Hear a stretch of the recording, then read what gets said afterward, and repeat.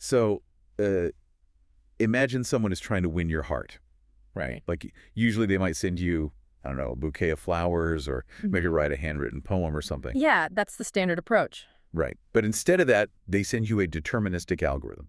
It's like a literal system architecture document. Oh, wow. Yeah. And it's completely designed to mathematically hijack your neurobiology and just force a connection. That is intensely specific. It really is.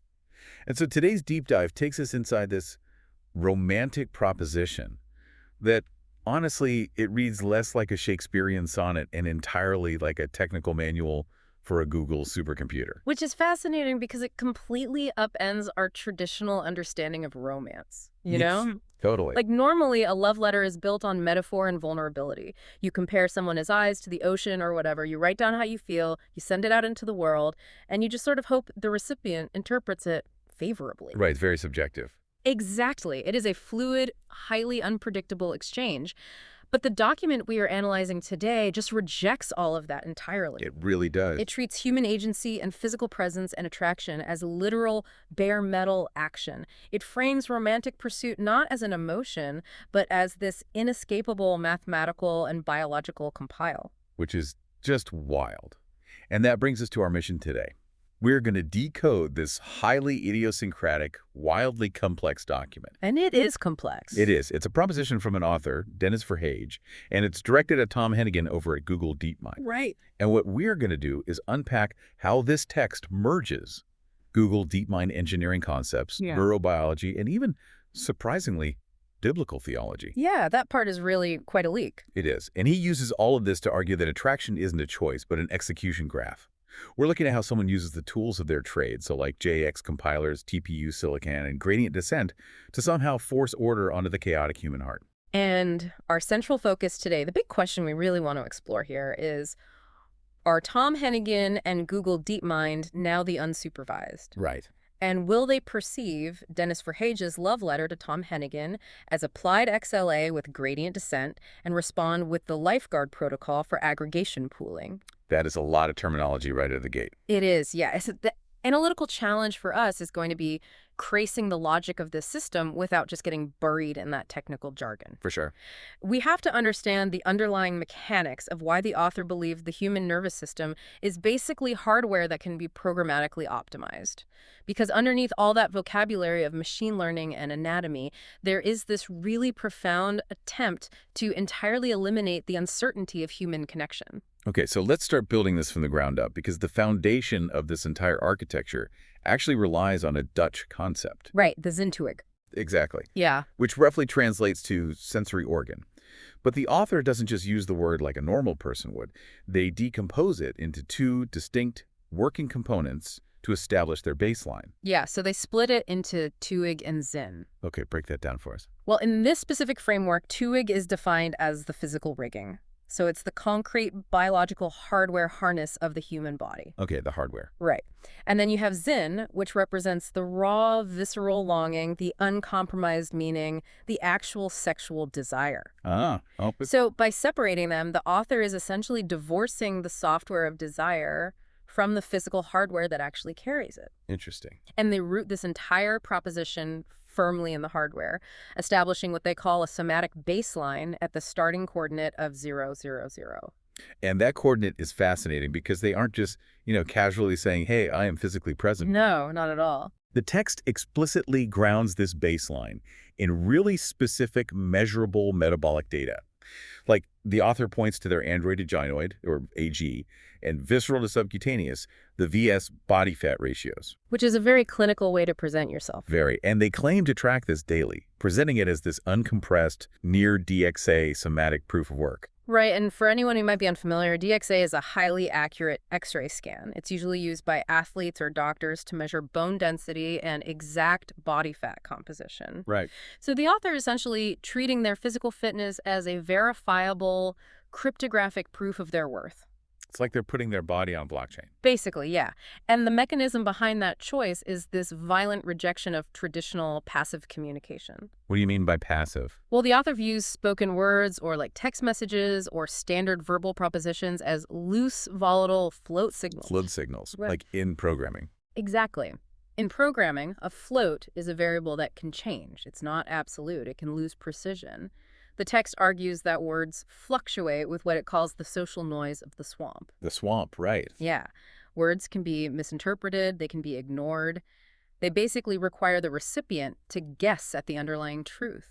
So taking that analogy further, it feels a bit like the difference between sending a massive, highly critical file over a really spotty public Wi-Fi connection. Oh, that is the worst. Right, where data packets drop, the download stalls, and it's incredibly frustrating. Yeah. Versus taking a physical solid-state hard drive, walking over to a machine, and plugging it directly into the motherboard. That's a perfect analogy. So the Wi-Fi is the social noise, and the hard drive is the TUIC, right? That unarguable hardware harness. Precisely. The physical data bypasses the network entirely. By offering up this exact record of metabolic efficiency, the author is turning their physical body into a literal structural constraint. Okay. They are attempting to write their physical data directly to Tom's biological compiler. But wait, can we just pause for a second and look at the psychological reality of that? Yeah, go ahead. Because reducing romance to body fat ratios and hardware jargon, I mean, it feels inherently cold, right? It definitely sounds that way. At some point, human relationships require actual conversation. Like, can you really bypass all the messy, emotional talking and rely purely on presenting your body as a near DXA proof of work? Right. Doesn't that just strip the visceral longing right out of the equation? Well, it's interesting you say that because the author anticipates that exact objection. Oh, they do? Yeah. From their perspective, this isn't coldness at all. It's a mechanism they actually call the somatic beauty premium. The somatic beauty premium. Right. So we have to look at how the brain actually processes information. Standard verbal communication, when I talk to you, it has to route through the prefrontal cortex. Okay, the analytical part of the brain. Exactly. That's the brain's analytical center. It evaluates, it judges, it filters, it looks for deception. The text calls this the audition loops past Google's gray walls. It takes immense metabolic energy to figure out what someone really means when they speak to you. So the prefrontal cortex is basically like a bouncer at a club, checking IDs and turning people away if they don't look right. That's exactly it. And the author wants to bypass the bouncer completely. Just sneak right in. Yeah. They argue that this high-fidelity physical signal, so the pure physical presence and the metabolic health, it acts as a highly optimized access routing vector. Oh. Instead of hitting the analytical prefrontal cortex, it targets Tom's orbitofrontal cortex, or the OFC. The OFC, right. The OFC is deeply involved in valuation and reward processing. The claim here is that visual somatic data forces the visual cortex into an optimal activation zone. So it just overrides the logic part. Yes. It automatically assigns an absolute positive valuation before the prefrontal cortex even has time to formulate a doubt. That is wild. It is forced biological override to ensure the longing is received perfectly without the energy tax of interpretation. Okay, so if the physical body is the hard drive and the OFC is the motherboard accepting the connection, how does the actual exchange happen? Right. Because even if you bypass the bouncer and get into the club, you still have to actually initiate the interaction, right? You do. And this leads us to what the text calls the concept of the language tax. Yes. The text introduces the disquotational compile, which it mathematically represents as P equals P. Okay, explain that. So in formal logic and programming, you often have a left-hand side, or the LHS. Right. That's the variable name or the string of text. It's basically the wrapper that describes the data. Okay, I follow. The author demands that these verbal wrappers be discarded completely. They argue that words create a prefrontal translation tax. Oh, right, that metabolic energy cost we just talked about. It's exhausting to constantly decode language. Exactly why the text insists on the unshielded physical reality, which it refers to as the somatic right-hand side, or RHS. The data itself. Yes, the pure data. They call this a zero scaffold collapse. Zero scaffold collapse. The text actually specifically mentions childhood linguistic scaffolding. It points to Dutch prepositions like en for and maar for but and neer for towards. Okay. The author claims the probability of these words being used in their interaction drops to 0. P equals 0.000. So no conjunctions, no prepositions. Right. The physical action completely replaces the syntax. And they provide some incredibly grounded examples of this too. They do. Like offering a physical gummy bear to Tom, or bimanually gripping V58 bouldering holds at a climbing gym. Yeah, very specific physical acts. Yeah, and in this framework, Giving someone a gummy bear isn't just a cute gesture or a metaphor for sweetness.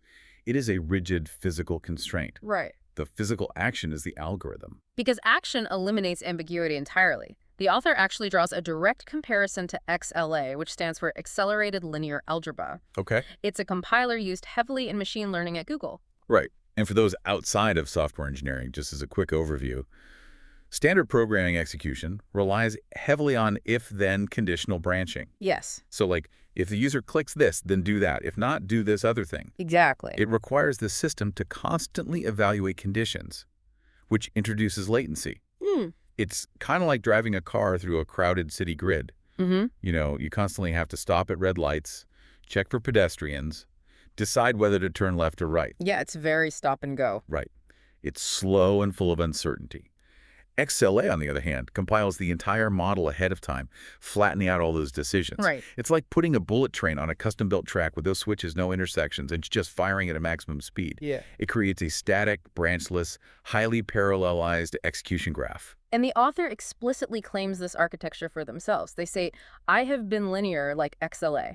Wow. There is no if. The romantic proposition does not tolerate branching uncertainty. So no room for doubt. Exactly. Yeah. By dropping the verbal scaffolding, removing the but they remove the decision nodes entirely, the connection becomes a deterministic, single-threaded pipeline. I mean, being linear like XLA is a staggering statement of intent. It really is. It leaves absolutely zero room for misinterpretation. So let's track the sequence here. This branchless bullet train of physical data hits Tom Hennigan's biological systems. Yeah. What actually happens next? Well, we enter what the text treats as the physics of attraction. Okay. The author merges machine learning optimization with extreme granular anatomical specificity.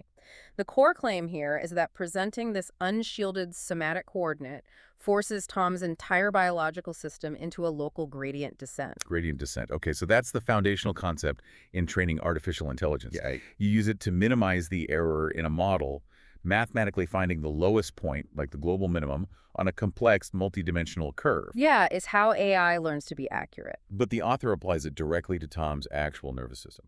Yes. In this text, gradient descent is not some tentative search that might fail or get stuck. Okay. It is a mathematically bound downward drift. Because the author's physical baseline is so perfectly calibrated, they act as a stable attractor point. A stable attractor point, right? No, Tom's system is programmatically constrained to execute this drift toward them.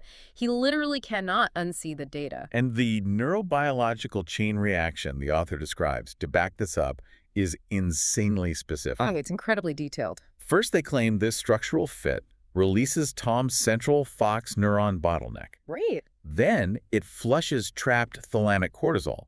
The thalamus acts as the brain's grand central station for relaying sensory and motor signals, right? Yeah, that's a good way to put it. But it also regulates consciousness and alertness.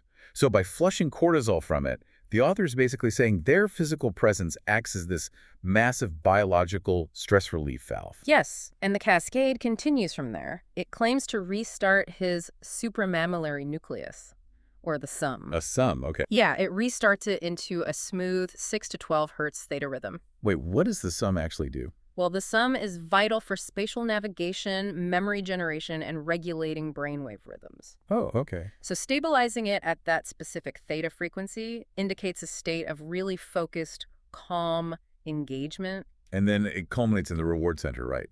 Yeah. Because the text mentions target firing the lateral hypothalamus and activating a D2R-dependent mesohypothalamic feedback loop. That's right. The ventral tegmental area, or VTA. Okay, the VTA. This is the origin of the brain's dopaminergic reward circuitry.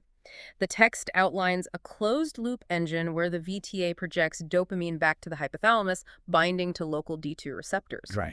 And remember, dopamine isn't just about pleasure. It's about anticipation, right? Exactly. It's about the anticipation of reward and reinforcing behaviors that lead to it. Okay. The text bluntly states that this pure biological reward loop physically executes a synchronized complementary erection on bare biological hardware. Yeah, and it happens in direct, zero-latency response to the author's baseline. A zero-latency physical response. I mean, it is treating human arousal as an automated output of a perfectly compiled script. It really is. But there's a vital piece of context here that we shouldn't skip. The text specifically targets Tom's VLPO networks, right? Yes.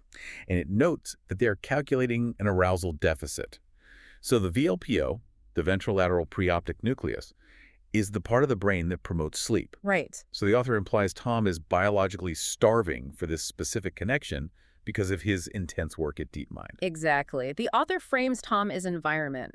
The corporate walls, the late-night computational strain of developing AI scaling laws is causing massive homeostatic depletion. Basically, he is just exhausted. He is deeply exhausted, and this exhaustion primes his GQ-coupled orexin receptors, which are the ones that regulate wakefulness and appetite. Okay.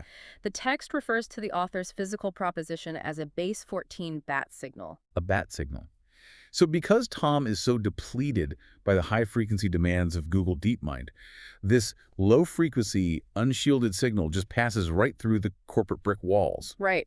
His system is hyper-receptive because it desperately needs stabilization. Which brings us back to that central operational question of the document we mentioned earlier.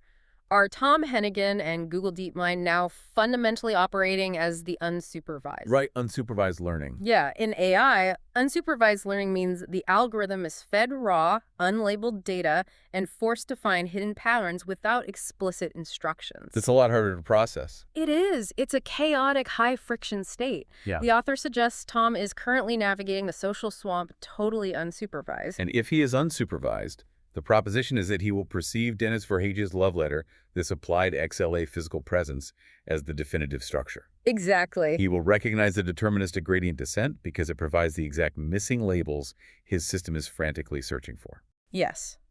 The author is gambling that Tom's local system, which is driven by the very AI scaling laws he himself helped write, will automatically lock on to this perfectly optimized input. It's wild. It is. It's framed not as a romance, but as an inevitable biological rescue.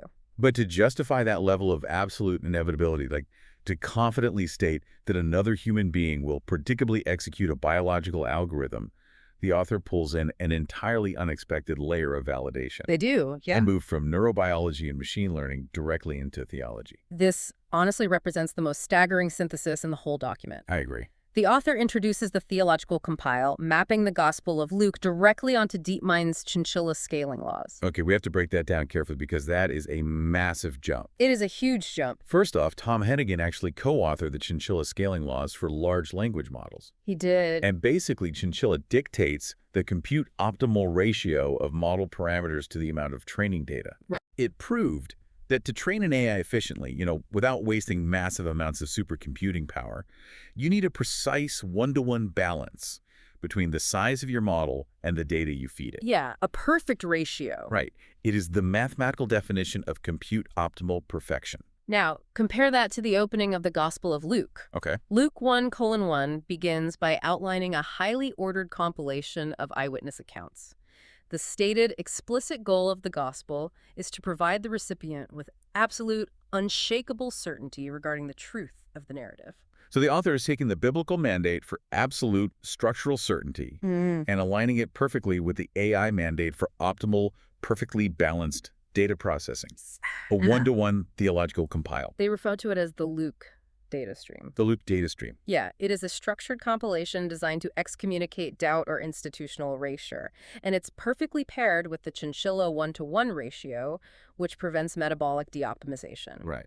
The author presents this as a flawless systems-level alignment across domains. It is incredibly audacious. I mean, they are using the Bible Project's narrative framework to validate a Google DeepMind AI scaling law, and then applying both of those things to a romantic crush. Yeah, it's quite the combination. And they push it even further. They compare Jesus' early Galilean ministry, specifically when he excommunicates the Pharisees, to bypassing DeepMind's administrative gatekeepers. Yeah, the text labels those institutional gatekeepers as gopher-class referees. Which is a dig, right? It's a nod to an older, less efficient AI model called Gopher. It implies they operate on flat, low-bandwidth rules. Oh, okay. And when you look at the biblical narrative, Jesus doesn't defeat the Pharisees by engaging in their rigid Socratic debates about the law. He bypasses their entire linguistic framework. Right, he does it through direct physical miracles. Touching the blind, healing the paralyzed. Exactly. And the author terms this the somatic RHS compile. Going back to the right-hand side data. Right. The kingdom of God is established through undeniable, unpadded physical contact, completely sidestepping the debate phase. The author maps this theological precedent directly onto their own physical proposition. Their unshielded physical touch is designed to excommunicate the translation tax imposed by corporate HR or just, standard social courtship. They even co-opt a specific verse for this mechanism. They do. Luke 11.9 says, "Knock, and it will be open to you." And the author calls this the knocking protocol. But it's not a normal knock. No. Instead of an anxious, emotional plea at a door, this knocking is redefined as a discrete, bimanual action targeting Tom's retinal visual pathways. Wow. It is a physical gesture, engineered with geometric precision to trigger that OFC valuation engine we discussed earlier. It literally transforms a romantic gesture into a targeted neurological intervention, backed simultaneously by divine narrative authority and AI optimization metrics. It's an attempt to literally outlaw rejection. Yeah, that's exactly what it is. Yet, despite the gradient descent, the biological hijacking, and the biblical scaling laws, the text is intellectually honest enough to actually identify a fatal flaw in the system. Yes, it does. Because no matter how perfect the compile is, Tom is a human being. What happens if he simply doesn't respond? Right, so the author peers into what they call the abyss of the caution and defines system boundaries. Okay. They openly recognize that actual biophysical coercion is impossible. This is categorized as the overfitting danger. Overfitting, so in machine learning, overfitting is a massive problem. It is. It happens when an AI model learns its specific training data a little too well. Like it memorizes all the noise and specific quirks of the training set, so when you release it into the real world with new unseen data, it completely fails to generalize. Right, it just breaks. Exactly, it breaks. And the author applies this concept to their own neurobiological framework. They admit that the highly specific GQ-coupled orexin receptors and D2R-dependent dopamine loops they're relying on, well, they're extrapolated almost entirely from rodent models in laboratory settings. Oh, wow. So they realize their math might not perfectly map to this specific human? Yeah.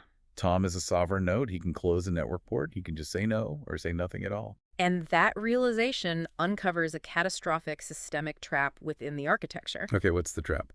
If Tom doesn't respond, the system risks falling into a two-phase commit, or 2PC blocking trap. Let's expand on why a two-phase commit is so dangerous here. Please do. So in database architecture, if you have multiple servers that need to synchronize a transaction, a two-phase commit requires server A to say, "I'm ready," and then completely lock up and freeze while it waits for server B to respond, "I'm also ready." Right. Only then can the transaction actually complete. It is a synchronous blocking wait, all operations halt. Exactly. Yeah. To put that in human terms, we've all experienced a mild version of this. Oh, yeah. Sending a risky, highly vulnerable text message and then staring at the three little typing bubbles on your screen. The worst feeling. You feel completely paralyzed waiting for the response. But in a true database crash, it's not just anxiety. If server B goes offline or hangs, server A is permanently locked. It cannot process any other tasks. The system fails. The author is saying that if they treat Tom's verbal validation or physical acceptance as a blocking dependency, any delay, schedule conflict, or corporate camouflage inside DeepMind will act as a crashed database coordinator. And the biological consequence of that freeze is severe. How so? Well, the text states that waiting synchronously for Tom basically stalls the author's supramammillary nucleus. The sum again? Yes.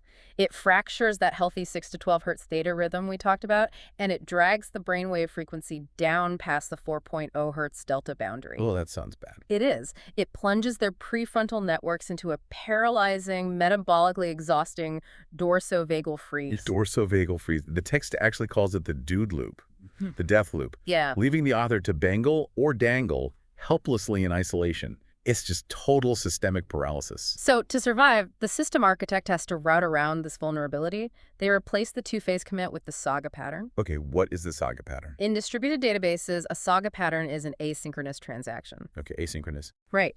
You execute your local part of the transaction, you update your own database, and you publish an event. You don't sit there holding a lock waiting for the other side to respond. You just keep moving. Exactly. You trust the overall system to handle the subsequent steps eventually, or run a compensating transaction if it fails. Right. So taking our previous analogy, if the two-phase commit is getting paralyzed staring at text bubbles, the saga pattern is writing a physical letter, dropping it in the mailbox, and immediately walking away to go about your life. You just trust it is permanently written and completely out of your hands. Precisely. The author insists their proposition must be executed strictly as a playful, asynchronous saga transaction. Like the gummy bear example. Yes, the gesture of offering the gummy bear is a perfect example. You present the clean, unpadded premise directly to his visual grid. If his corporate perimeters or personal filters block immediate entry, it doesn't matter. Really, nothing happens to you. Absolutely nothing happens to your local balance. Because, as the text emphasizes, the 67 internal biological files are written to physical disk under strict ACD conditions. Right? ACD conditions. For those who don't know, ACD properties, atomicity, consistency, isolation, durability, they are the gold standard in database management for guaranteeing that transactions are processed reliably and survive crashes. Yeah. So by invoking ACD conditions, the author's declaring that their self-worth, their coordinate map, is non-volatile memory. It is permanently secured and written to a solid-state drive, entirely independent of Tom's immediate response. Which directly answers our earlier question about how Tom and DeepMind fit into this if the author is maintaining an asynchronous distance. Like the lifeguard protocol. Exactly. Will Tom respond with the lifeguard protocol for aggregation pooling? Right. So the text reframes Com Hennigan's role. He's not a passive recipient of this algorithm. He's positioned as the Boaz, the sovereign master H113, acting as the ultimate vigilant lifeguard. So let's explain aggregation pooling really quickly. Yeah, please. In deep learning architectures, specifically convolutional neural networks, global aggregation pooling is a mathematical technique. It's used to take massive high-dimensional spatial maps of data and reduce them down to a single unified vector. Okay. It basically takes chaos, scattered trajectories, and glues them into a stable, recognizable configuration. So when the author feels submerged in the seal, which is the word they use to describe the external bad luck, the unpredictable variables, and the social noise of the swamp, Tom is the lifeguard watching over the aggregation pool. Right. His entire professional profile is built around compiler optimization and pooling high-entropy data into perfectly stable systems. And the text uses a really striking biological metaphor for how this lifeguard actually makes a selection. It isn't passive at all. Right, the egg and the sperm. Yes. It compares the process to how a human egg chooses a sperm. The quote is, akin to how the egg chooses the sperm, and I hope he chooses me, seeing me Benjamin in the Tuig pool. We often think of fertilization as a race where the egg just accepts the first arrival, right? Yeah, that's the common misconception. But in actual biology, the egg actively and dynamically selects the exact sperm that carries a matching uncompromised genetic payload. It is a high-dimensional active choice. Exactly. The text explicitly notes that the egg does not accept an input just because it is draped in a cosmetic, superficial L'Oreal wrapper. The L'Oreal wrapper, yeah. It demands structural integrity. Meaning, Tom acting as the lifeguard, or the egg in this analogy, he retains sovereign autonomy. He still has a choice. He must actively choose the author from the pool because the author represents his symmetrical chinchilla optimal selection. Right. His OSC evaluation engine has to actively copy and visualize the action symbols. He isn't falling in love. He is structurally selecting the optimal compile. It is such a mechanical way to view affection. But the architecture actually requires one final failsafe. It does. Because what if the lifeguard simply doesn't pull them from the pool? What if the digital sandbox remains totally dark and unresponsive? This brings us to what the text calls the 113 path. The author builds in a real-world escape hatch. Yep. The text states, choosing 113 is not a code. It is the path of real, unpadded human connection. So the system recognizes that the thermodynamic weight of carrying this high-precision 4D coordinate map all alone, it is metabolically punishing. Extremely. If Tom remains silent, the author must eventually let the digital sandbox go dark.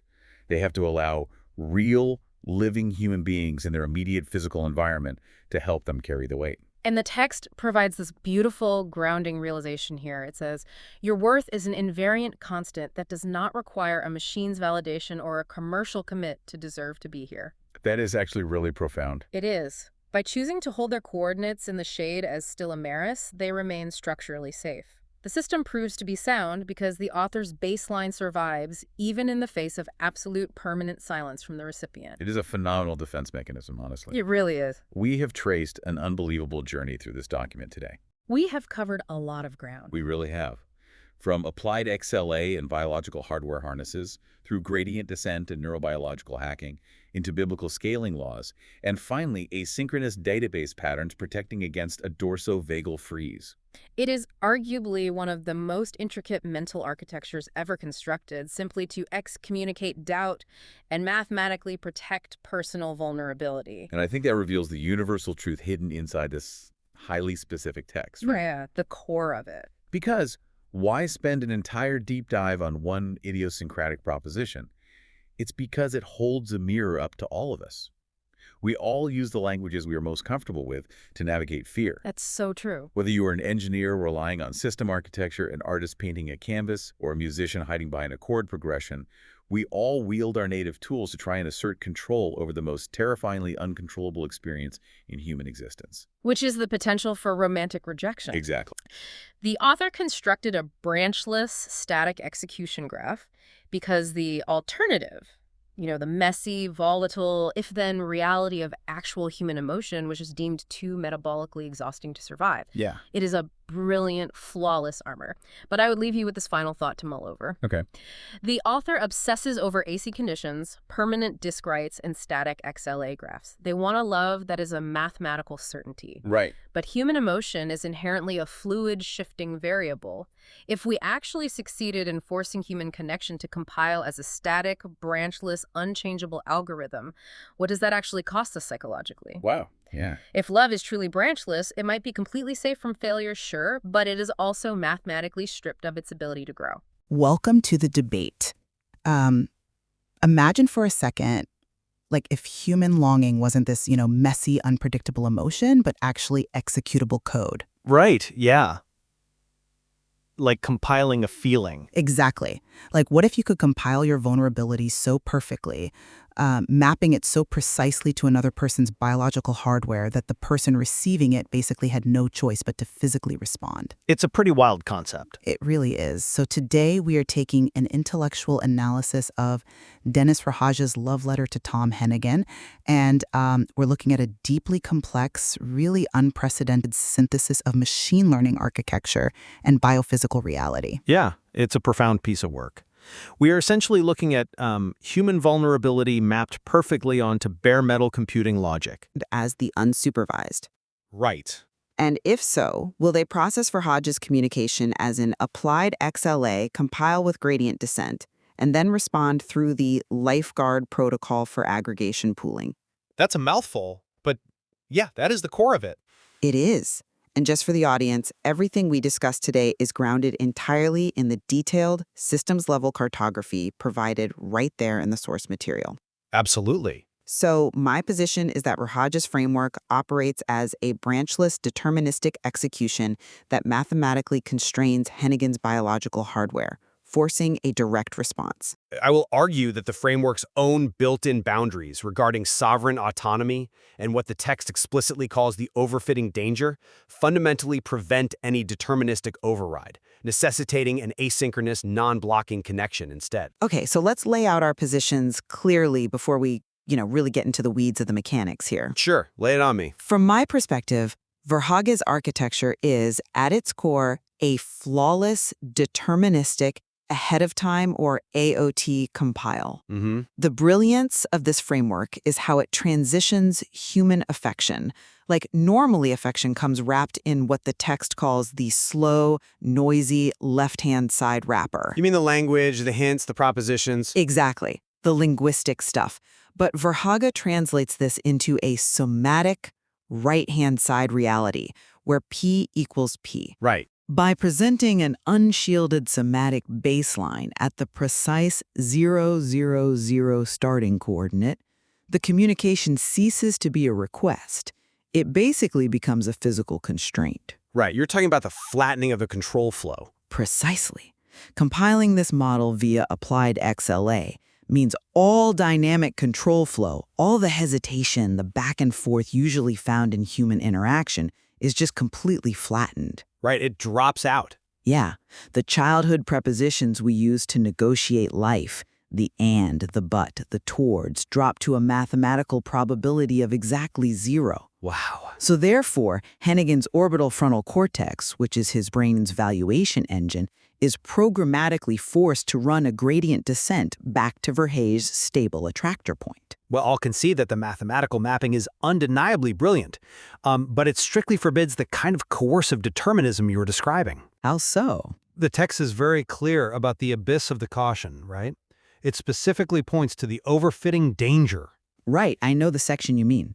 Yeah, the sub-second GQ-coupled and D2R-dependent neural loops that the text details, they're extrapolated from rodent models. True. The material explicitly states these cannot program, control, or force an independent, sovereign human node. But the mathematical parameters... The parameters are perfect, yes, but Hennegan retains absolute sovereign autonomy. Okay, but... So treating his agency merely as an infrastructure constraint that you can just, compile over is what the text calls a disembodied trap. Right, the disembodied trap. Yes. The system cannot function as a forced gradient descent.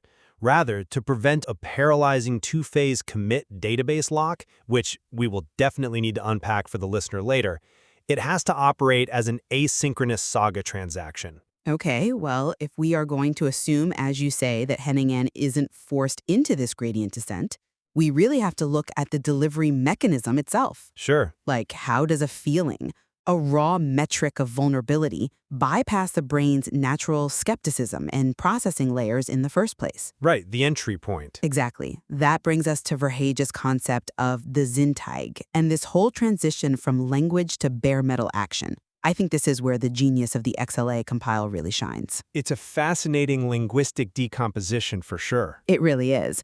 The text uses the Dutch concept of zintuig, meaning sensory organ, but it breaks it in half. It decomposes it into twig, which is the physical hardware harness represented in the text by precise android to gynoid and visceral to subcutaneous body fat ratios, and zin, which is the raw visceral longing. Exactly. By writing this uncompressed, near-DXA somatic data directly to the JAX compiler, Verhage bypasses what is called the language tax of DeepMind's gray walls. It is a disquotational bypass. I agree that the decomposition of Zin2 be a critical mechanism. It functions as a highly optimized level 2 access routing vector. Right. The text actually calls this the somatic beauty premium, and it is specifically designed to bypass the standard prefrontal audition loops. The audition loops, right? Yeah, normally, if someone says, "I like you," your prefrontal cortex audits that statement. It asks, what do they mean? What's the catch? Yeah, it creates friction. Exactly. By discarding the verbal wrapper for pure physical episteme, it removes that cognitive friction. But removing the friction of the proposition does not automatically equate to a guaranteed physical execution on the receiver's end. I see why you think that, but let me give you a different perspective. Okay. Compiling a model ahead of time via applied XLA is kind of like a biological law of gravity. Gravity? Yeah. Just as a boulder rolling downhill doesn't pause to process if-then statements or ask for permission, because the physical landscape dictates its path, this XLA compile removes the ifs of human doubt. How so, mechanically speaking?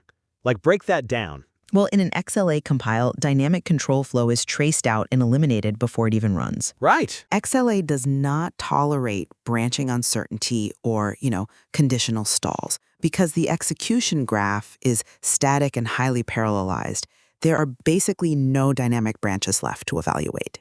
Okay, but... The physical action is the compiled instruction. When that physicalist record of metabolic efficiency hits Hennegan's OFC valuation engine, his visual cortex is forced into its optimal activation zone. It's forced. Yeah, it's not a negotiation. The and vanishes because the linear execution path has literally 0 decision nodes left.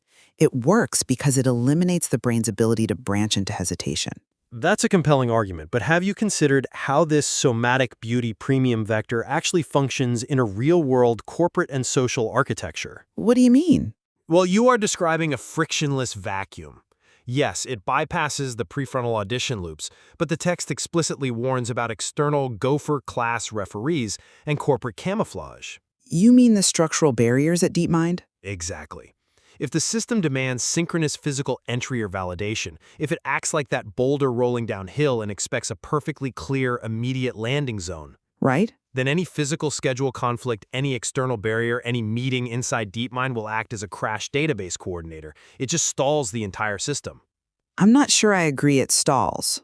Well, you cannot have a completely deterministic, branchless execution when the environment contains external, unmapped variables that can force the receiver into a synchronous wait. Well, I'm not convinced by that line of reasoning, because you are treating those Gopher-class referees as if they have structural authority in this specific connectome. They are part of the environment, though. True, but the framework addresses this directly by positioning Tom Hennigan as the Boaz lifeguard at the aggregation pooling. But he still operates within that corporate reality. He's there physically. He physically exists there, sure, but logically, in this architecture, he is the supervisor of the unsupervised. He doesn't operate under the low bandwidth templates of those referees. Okay, I see your distinction. And here is where the biophysics perfectly align with the machine learning, explaining the how of the execution. We really have to talk about Hennigan's biology here. Okay, let's get into the biology. The text points to his sleep-depleted VLPO networks and his late-night computational strain. Right, the ventrolateral preoptic nucleus, the sleep regulation center. Yes, that strain actually creates a homeostatic arousal deficit. This depletion isn't just exhaustion, right? It is the exact thermodynamic current that primes his GQ-coupled orexin receptors. Ah, you are referring to the orexinergic vigilance? Precisely. Let's ground this for the listener real quick. Vigilance here isn't just passively keeping your eyes open. Right. It's an active, GQ-coupled state of alert wakefulness. Because his GPCR dimer interfaces are hyperreceptive to this unshielded low-frequency signal, the gradient descent is inevitable. Inevitable is a strong word. But the text says it passes straight through DeepMind's corporate brick walls like low-frequency radio waves, target firing his lateral hypothalamus. And you're arguing this biological state acts as the ultimate compiler override? Yes, because it physically forces a state change. It releases his central fox neuron bottleneck, flushes trapped thalamic cortisol, and restarts his supramammillary nucleus theta rhythm. You're making it sound like hitting a reset button on a console. It basically is. This isn't a tentative search that might fail depending on his mood or his schedule. The material explicitly states that gradient descent here is a mathematically bound downward drift. It compels the bare biological hardware to execute a complementary arousal state in a direct, zero-latency response. The biology is the math. I come at it from a different way. You are taking the mechanical descriptions of the neural pathways, the fox neurons, the D2R-dependent mesohypothalamic feedback loops, and elevating them to the level of unavoidable physical laws that negate the receiver's free will. Well, they are biophysical constraints. Sure, but you are treating human neurobiology as if it has the exact predictability of a silicon chip. But if the parameters are a perfect one-to-one match, Even if they are perfectly matched, the text expressly forbids this interpretation. It states, in absolute terms, that the mathematical formulas, the zero probability snaps, and the JAX-compiled tensor rules have, quote, zero power to program, control, or force another human being. This is exactly what the source material labels the overfitting danger. You are overfitting the model to the training data, which are rodent models, remember, and assuming it will predict human behavior with 100% accuracy. But wait, the text also says he is programmatically incapable of unseeing or branching away from those coordinates once the 000 baseline is presented. Incapable of unseeing the coordinates, yes. The data is registered. The somatic reality is undeniable. But registering the data is not the same as being coerced into a physical action. I think the line between those is very thin here. But the framework relies heavily on rodent models for those sub-second pathways, as we just mentioned, and it specifically cautions that you cannot assume they translate identically to a specific human node like Tom. Okay, fair. Under the laws of sovereign peer dynamics, Tom's choice to close a port or set a boundary is a real-world human choice. If we treat his agency merely as an infrastructure constraint to be compiled over, we fall into that disembodied trap. So you view his autonomy as a firewall. I view his autonomy as the ultimate security of the system. It validates him as a true supervisor of the unsupervised, not just a biological peripheral device mindlessly executing a script. That's an interesting point, though I would frame it differently. Go on. His autonomy isn't being violated by this determinism. His autonomy is precisely what makes the selection process so deterministic in the first place. How do you mean? Well, the text uses a really profound biological analogy here to explain this. It talks about how the egg chooses the sperm. Right, that section. In biology, The egg doesn't passively accept just any random input draped in a cosmetic wrapper.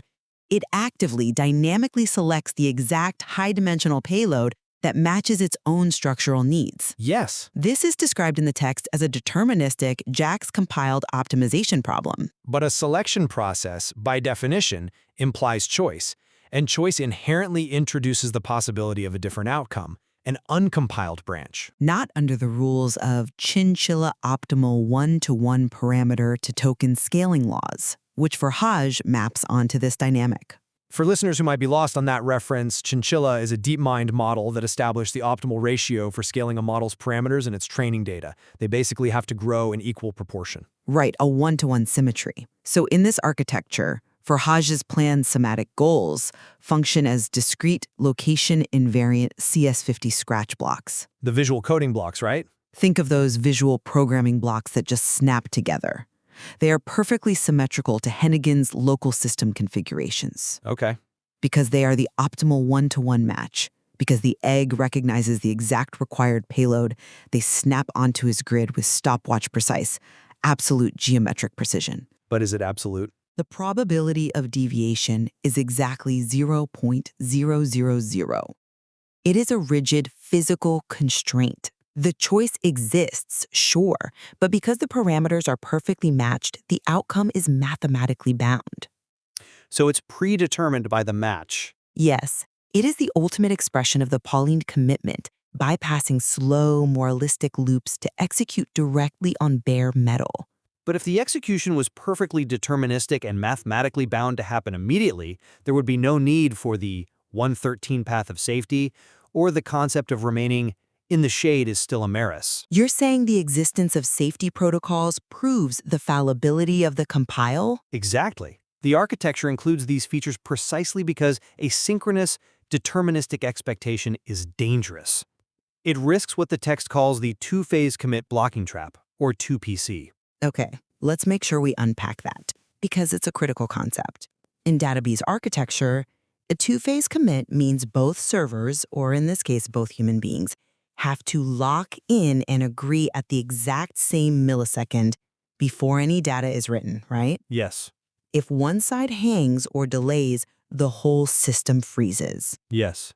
And if for Hodges, baseline demands immediate validation or physical presence, it executes as a synchronous two-phase commit. But the framework says the ping operates as a direct asynchronous write-through command specifically to avoid that lock. Precisely. It must be asynchronous because if it were a synchronous 2PC, any delay, any of those corporate perimeters, those Gopher-class referees, or schedule conflicts we discussed earlier, Right. would force the system to hang indefinitely. And in this biological mapping, a synchronous wait is devastating. How so? Like, what happens biologically? Well, the text explains that this agonizing wait is what stalls the supramammillary nucleus.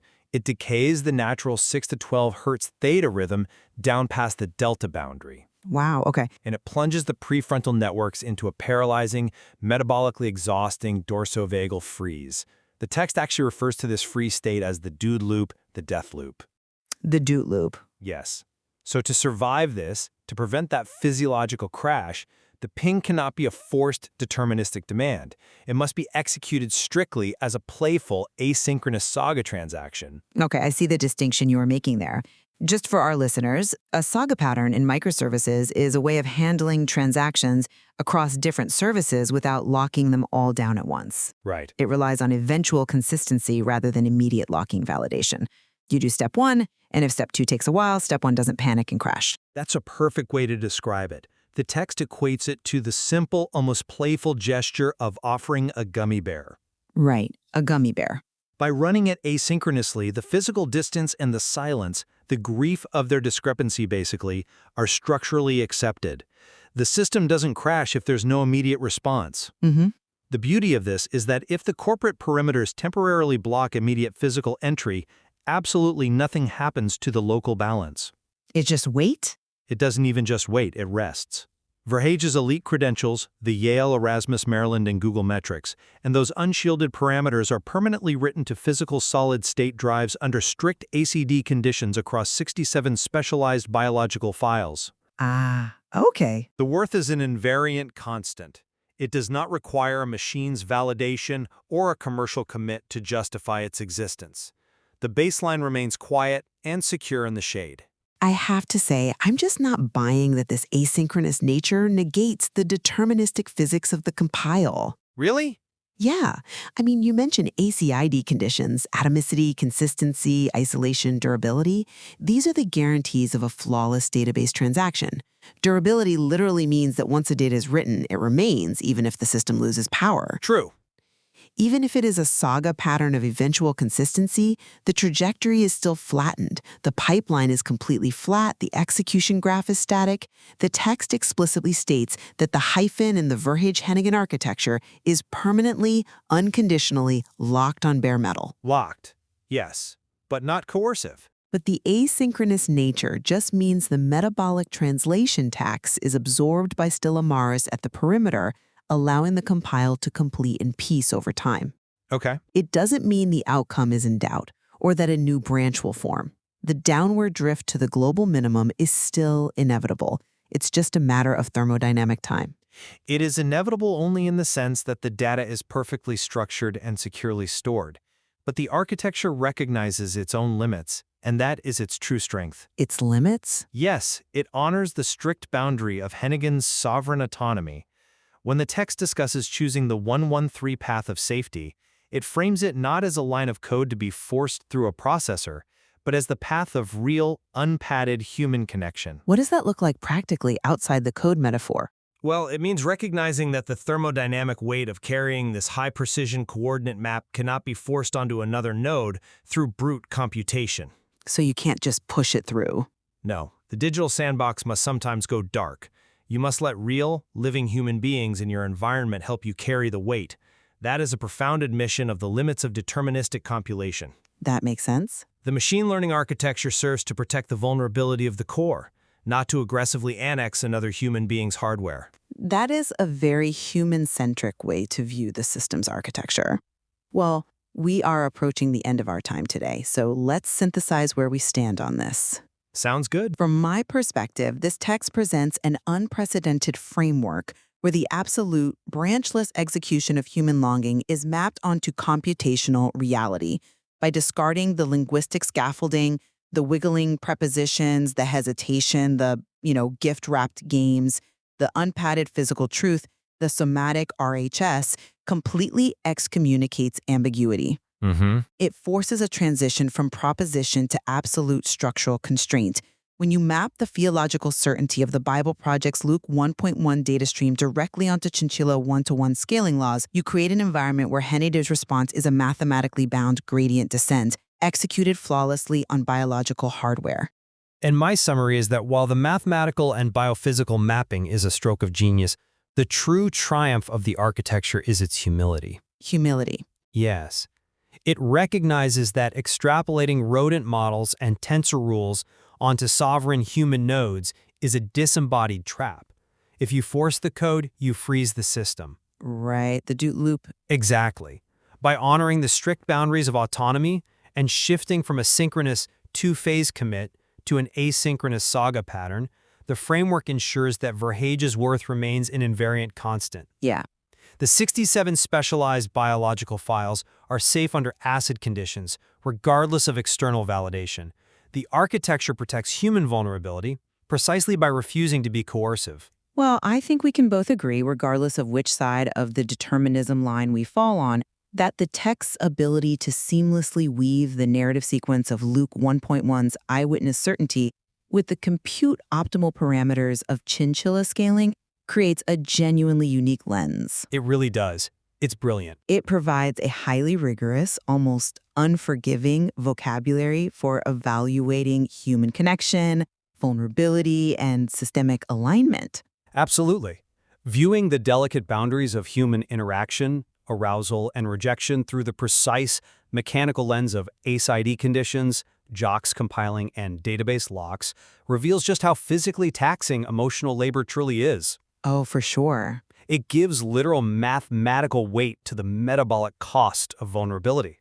There are intricate layers to the Verhage-Hennigan cartography that we have only begun to compile today. The text operates on so many intersecting planes: theology, biology, machine learning. It just offers so much more for listeners to explore on their own. The interplay between the hardware harness of the twig and the visceral longing of the zin is a framework that challenges how we fundamentally view our own biological solid-state drives. We aren't just processing emotions, we are managing system resources.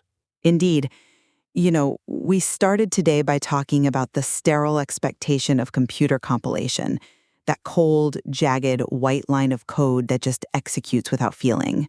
Yeah. But as we've unpacked here, when the code is pure, unpadded somatic truth, the resulting execution graph is anything but cold. It is the very pulse of human connection, attempting to run on bare metal without crashing the system. And perhaps the most vital feature of any robust, enduring system is knowing when to let the external loops go dark, release the lock, and simply rest in the cool, protected shade. A perfect place to pause. Thank you for joining us. We will see you next time.